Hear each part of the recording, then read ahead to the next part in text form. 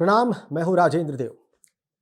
रामचरितमानस में अयोध्या कांड है और इसी अयोध्या कांड में गोस्वामी तुलसीदास लिखते हैं, कोऊ नृप होय हमें कहानी, चेरी छाड़ी अब होब की रानी। ये बात मंथरा केकई से कह रही है और इसके जरिए मंथरा यह बताने की कोशिश कर रही है केकई को कि कोई भी राजा हो उससे उसे क्या फर्क पड़ता है, वो दासी है और दासी ही रहेगी, रानी तो नहीं बन जाएगी। अब मंथरा के मन में जो था वही आम जनमानस के मन में था और इसी बात को गोस्वामी तुलसीदास जी ने रामचरितमानस में कहने का प्रयास किया सैकड़ों साल पहले।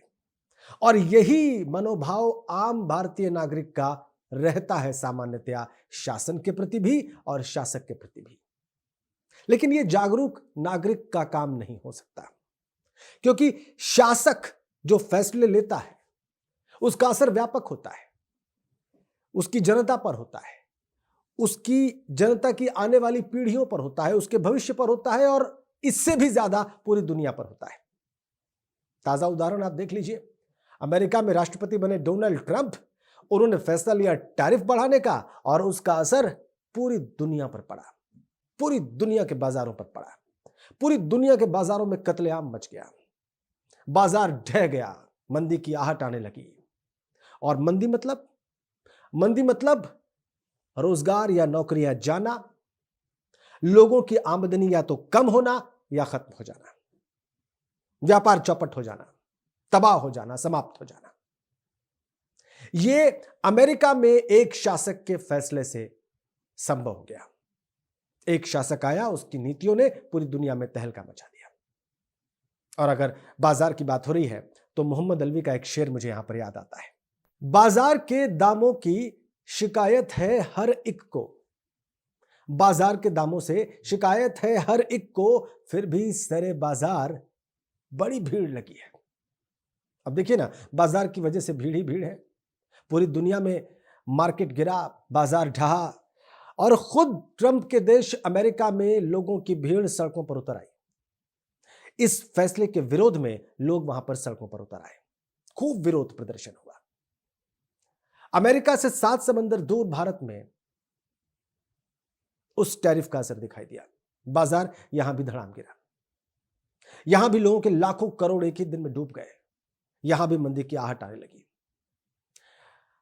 और यह तो था ही, और यह कुछ कम न था कि सरकार ने एक फैसला लिया। फैसला था घरेलू गैस सिलेंडर के दाम 50 रुपए बढ़ा देने का। घरेलू गैस सिलेंडर के दाम बढ़ने का मतलब रोटी की कीमत भी, गरीब के खाने की कीमत भी बढ़ जाना। तो एक तरफ भारत में ट्रंप के टैरिफ की वजह से व्यापार के घाटे की बात है, मंदी की बात है, रोजगार जाने की बात है, पहले ही अर्थव्यवस्था धीमी है, पिछले कुछ क्वार्टर्स में जो नतीजे आए जीडीपी के निराशाजनक थे, और उस पर से यह फैसला जो महंगाई बढ़ाने वाला है, जो आम आदमी की जेब पर सीधा असर डालने वाला है। वैसे जिस दिन ये गैस सिलेंडर की कीमतें 50 रुपए बढ़ने का फरमान आया, उसी दिन सेंट्रल एक्साइज ड्यूटी पेट्रोल और डीजल पर 2 रुपए बढ़ा दी गई।